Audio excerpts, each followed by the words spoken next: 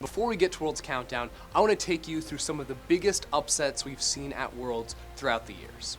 Let's turn the dial all the way back to the 2014 World Quarterfinals, which had Samsung Blue taking on Cloud9. Cloud9 managed to pick up the first win in the series, but in the second game, Samsung was dominating. So C9 made the call to send Hai on a one-man backdoor mission, which had him dodging minion waves through brushes to try and go for the play. Unfortunately, after following his adventure for 3 minutes, he was spotted by one single minion, which made the whole play come crashing down. Pick order will be changing up for Cloud9. They start off as they did in Game 1, banning out Yasuo. And this is the big thing. Cloud9 are on the blue side. This is what they wanted. They want the blue side. They feel they're much better on the blue side, yet the red side worked out for them. There is the Zilean ban. This time Samsung Blue forced to pull it out, and the Alistar ban. So they're going back into their old ways. Of course, the Lee Sin being taken away does mean, I'm wondering if Kha'Zix is going to be the first pick for Cloud9 here. Yeah, Blue obviously do not ever want to focus on those champions. They'll be banning them out probably on both sides. And Cloud9 here, one of the big things is Zed is still left up. That's been a really, really big mid pick for both of these teams. And important for Hai. Right now, Zed and Syndra both up, so he's going to get either one of those two champions, which sort of have been his best champions to perform on. Would he go blind with Syndra? I'm not sure about that one. Oh, Lucian banned away. Respect to Sneaky there. Don't want that one through again. And why not? It was beastly in game number 1. I mean, don't let him get something comfortable. The interesting one for me is Ryze, a champion which Acorn Zed is not still played left up at Worlds so far. A champion which he's not played at OGN completely. Zed obviously got through, was banned in game number 1, sneaks through this time, and Cloud9 take that right away. And Blue have got to have seen this first pick coming because they know Hai loves this champion. So they're looking to take away 2 power picks from this. There is the Kha'Zix, as we talked about, was a good first round for Meteos last time around. Let's see what they can pair it with, though. They can wait on Dade and save that longer, but they've already seen Zed, so he could jump into it. One for me Well, is I mean, if Ryze. they're banning away an AD carry, I wonder if they're going to try and go towards an AD carry as a first pick.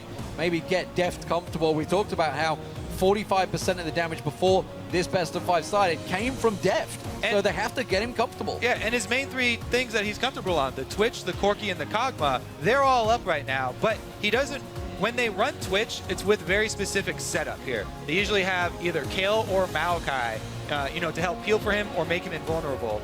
But I guess they're going right back to the Thresh first pick.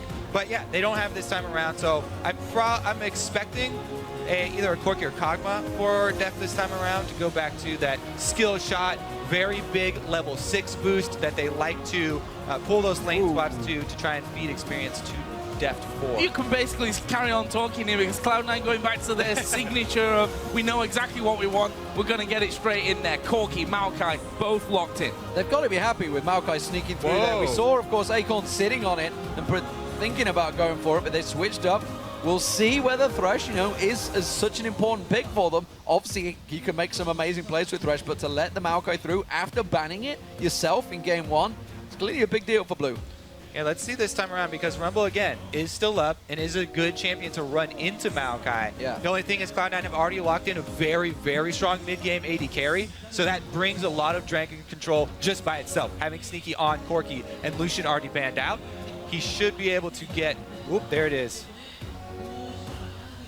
Twitch for Deft here, being his most successful champion here at Worlds and also, of course, over in OGN. So that will be locked in. They're going to be taking Rumble. You mentioned the Rumble for Acorn. They decide to go that way this time. Yeah, so they do lock in the Rumble and the Twitch at the same time. So that means there won't be that intervention. There won't be that Maokai peel. He's going to have to rely on Heart and the Lanterns for his repositioning. This is going to be an intense game for Deft. After the look on his face after the last game, he's definitely going to have to keep his head in this game because his position is going to be key for them. But something that we obviously discovered throughout Singapore, it was all about the mid-game there, those group stages that both these teams played in. That's a very strong mid-game comp from Samsung Blue. With that Rumble over there, with that Twitch, you're going to have a lot of early power. Cloud9, of course, as you mentioned, with the Corki in there, could answer it, but that Rumble, it's going to be serious disruption for this Cloud9 team. So when we were